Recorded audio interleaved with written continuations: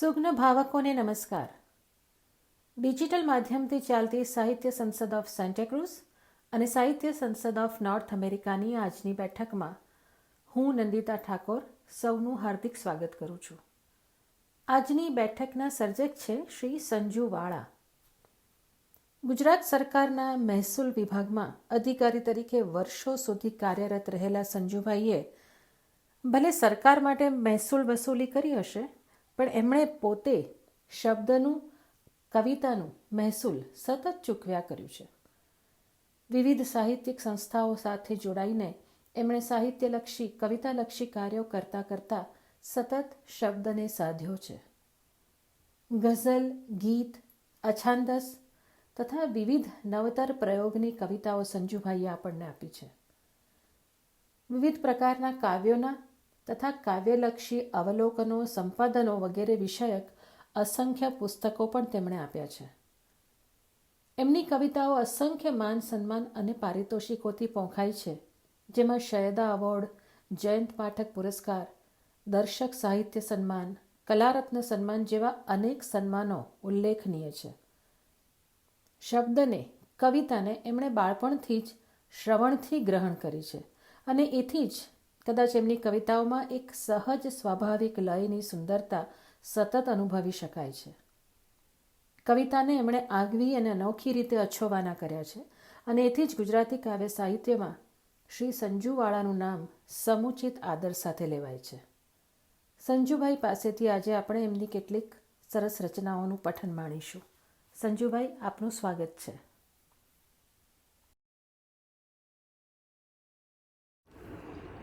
સૌ મિત્રોને નમસ્કાર. મિત્રો, થોડી કવિતાઓ લઈને આપની સમક્ષ હાજર થયો છું.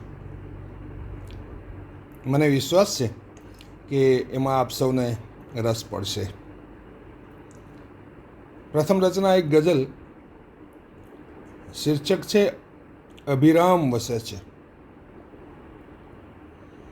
કે વાતોમાં રસ, વર્તનમાં રસ છાલક થઈ અભિરામ વસે છે. વાતોમાં રસ, વર્તનમાં રસ છાલક થઈ અભિરામ વસે છે. એ જ ગઝલ ગાવી છે જેને અંગ અંગ નિષ્કામ વસે છે. કે એ જ ગઝલ ગાવી છે જેને અંગ અંગ નિષ્કામ વસે છે. વાતોમાં રસ, વર્તનમાં રસ છાલક થઈ અભિરામ વસે છે. ને મિત્રો, શેર છે કે ગઝલ પુરુષજી કહો આપના હૃદયે કેવી હામ વસે છે. કે ગઝલ પુરુષજી કહો આપના હૃદયે કેવી હામ વસે છે. એ સ્થાનેથી શરૂ કરો છો જેમાં પૂર્ણ વિરામ વસે છે. કે એ સ્થાનેથી શરૂ કરો છો જેમાં પૂર્ણ વિરામ વસે છે. ગઝલ પુરુષજી કહો આપના હૃદયે કેવી હામ વસે છે. પ્રેમ ગલીના ચકાચૌંધ અજવાળાથી સૌ છે અચંબિત. કોઈ કહે છે રામ વસે છે, કોઈ કહે ઘનશ્યામ વસે છે. કે પ્રેમ ગલીના ચકાચૌંધ અજવાળાથી સૌ છે અચંબિત.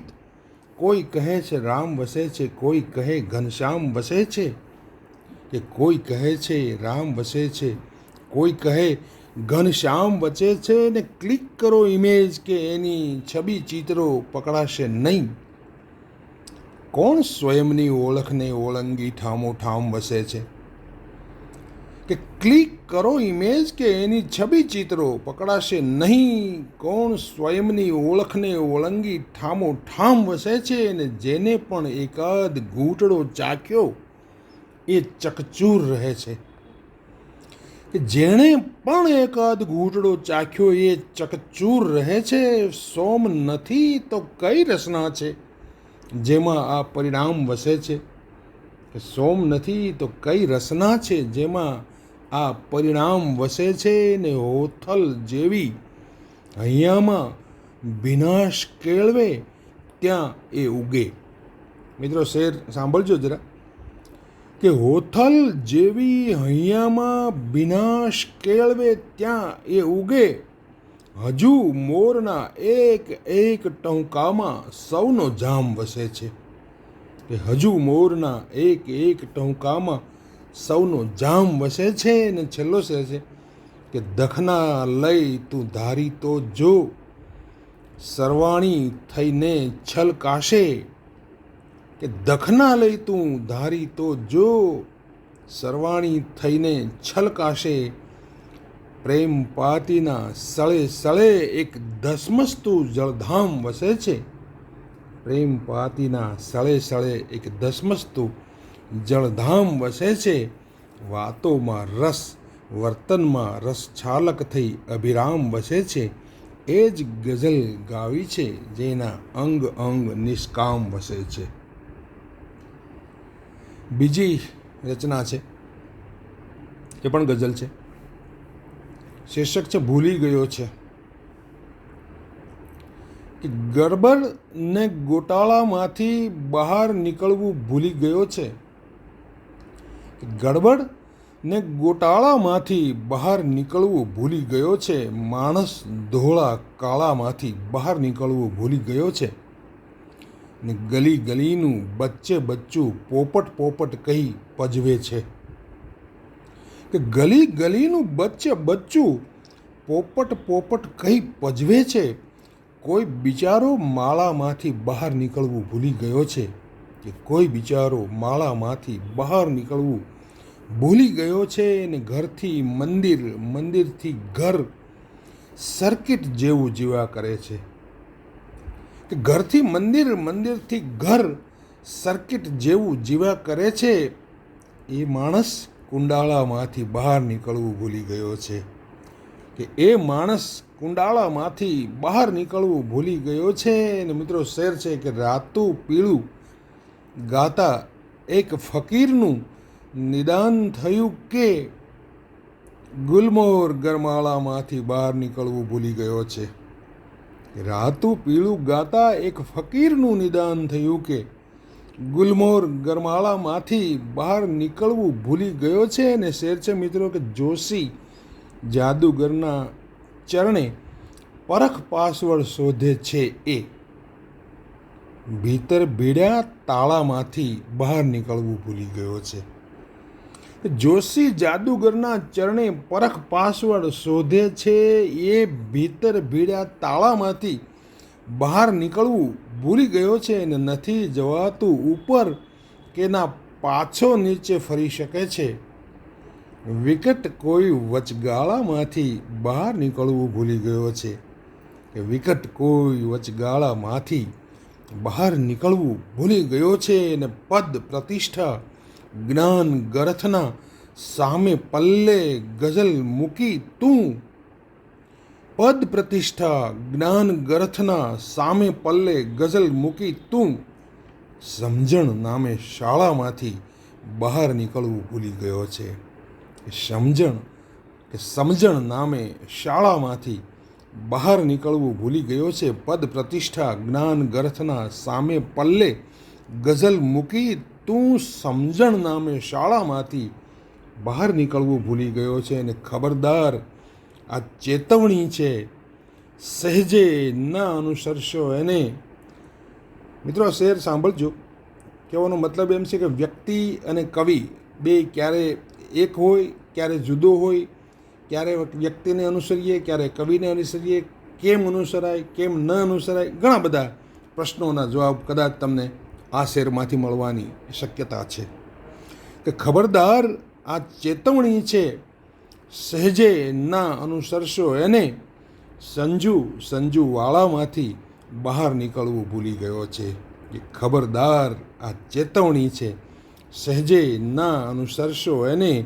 સંજુ વાળામાંથી બહાર નીકળવું ભૂલી ગયો છે. ગરબડ ને ગોટાળામાંથી બહાર નીકળવું ભૂલી ગયો છે. માણસ ધોળા કાળામાંથી બહાર નીકળવું ભૂલી ગયો છે. પછીની એક રચના છે મિત્રો, એ પણ ગઝલ જ છે. શીર્ષક છે વાત કરવી છે. કે નથી કંઈ ખાસ નવતર, પણ મજાની વાત કરવી છે. કે નથી કંઈ ખાસ નવતર પણ મજાની વાત કરવી છે, જરા ઊભા રહો તો ઉભરાની વાત કરવી છે, કે જરા ઊભા રહો તો ઉભરાની વાત કરવી છે, ને કસબ કૌશલ્ય કામણ ને કળાની વાત કરવી છે. કે કસબ કૌશલ્ય કામણ ને કળાની વાત કરવી છે, તસો તસ કમખે ટાંક્યા આભલાની વાત કરવી છે, કે તસો તસ કમખે ટાંક્યા આભલાની વાત કરવી છે, ને જીવન વૃત્તાંતની રસભર તરલ વાતોને વીણી લઈ કથામાંથી ઉભરતી પટકથાની વાત કરવી છે. કે જીવન વૃત્તાંતની રસભર તરલ વાતોને વીણી લઈ કથામાંથી ઉભરતી પટકથાની વાત કરવી છે, અને ભલે પાણીને સાંગોપાંગ ઓળખ હોય પથ્થરની.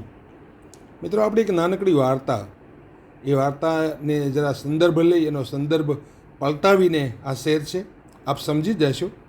જરા ધ્યાનથી સાંભળો એટલે ચોક્કસ સમજાઈ જશે. કે ભલે પાણીને સાંગોપાંગ ઓળખ હોય પથ્થરની, છતાં જીદે ચડેલા કાગડાની વાત કરવી છે, છતાં જીદે ચડેલા કાગડાની વાત કરવી છે, ને આ જેણે ઊંઘ આપી છે પરંતુ સ્વપ્ન ના દીધા. કે આ જેણે ઊંઘ આપી છે પરંતુ સ્વપ્ન ના દીધા, બિછાનું બારી ને એ ઓરડાની વાત કરવી છે.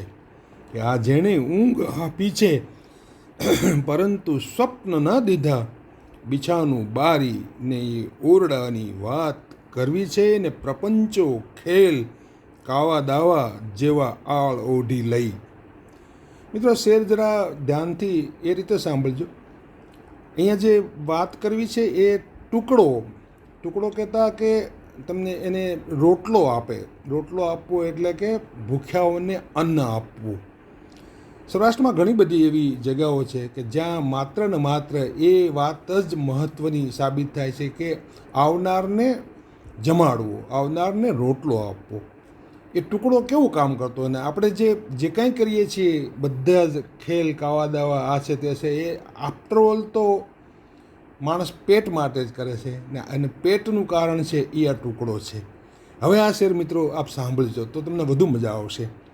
કે પ્રપંચો ખેલ કાવા દાવા જેવા આળ ઓઢી લઈ અમી થઈ અવતરેલા ટુકડાની વાત કરવી છે.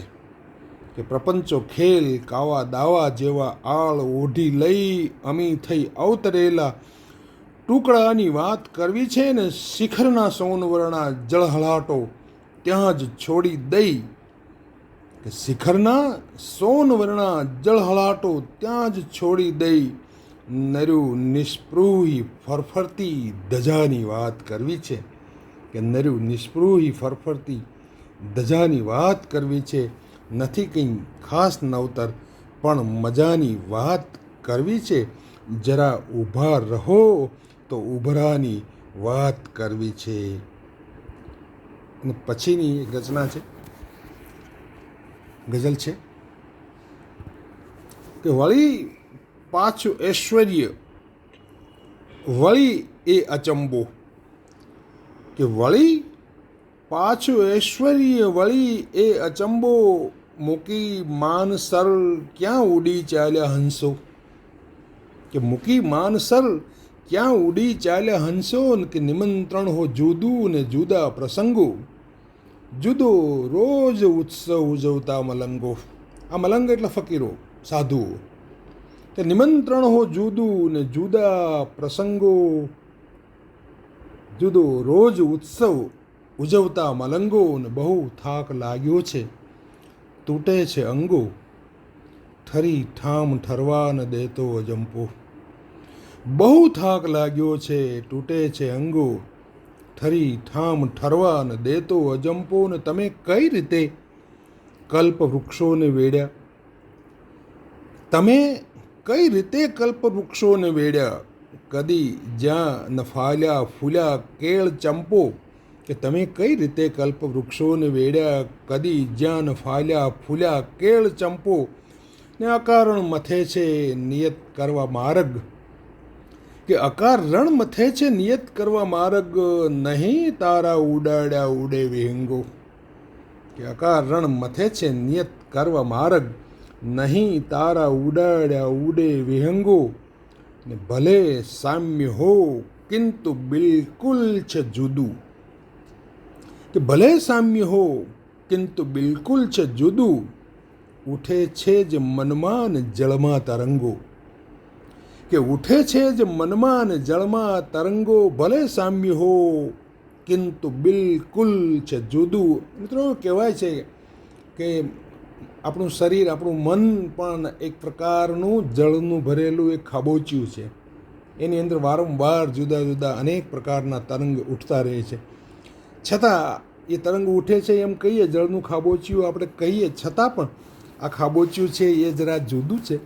અને એ જુદું એટલા માટે છે કે આપણે બહુ એને સારી રીતે જાણીએ છીએ. ભલે સામ્ય હો કિંતુ બિલકુલ છે જુદું, ઉઠે છે જે મનમાં અને જળમાં તરંગો. ને મિયાં મુફલિસીની મજા માણવી હો. કે મિયાં ગઝલનો છેલ્લો શેર છે મિત્રો, કે મિયાં મુફલિસીની મજા માણવી હો તો ફેંકી દે તસ્બી, ઉતારી લે ઝંડો. કે મિયાં મુફલિસીની મજા માણવી હો તો ફેંકી દે તસ્બી, ઉતારી લે ઝંડો. વળી પાછું ઐશ્વર્ય વળી એ અચંબો, મૂકી માનસર ક્યાં ઉડી ચાલ્યા હંસો. ને બહુ થાક લાગ્યો છે તૂટે છે અંગો, ઠરી ઠામ ઠરવા ન દેતો અજંપો. ને તમે કઈ રીતે કલ્પ વૃક્ષોને વેડ્યા, કદી જાન ફાલ્યા ફૂલ્યા કેળ ચંપો. ને મિયાં મુફલિસીની મજા માણવી હો તો ફેંકી દે તસ્બી, ઉતારી લે ઝંડો. મિત્રો ખૂબ ખૂબ આભાર, આપ સૌનો ધન્યવાદ.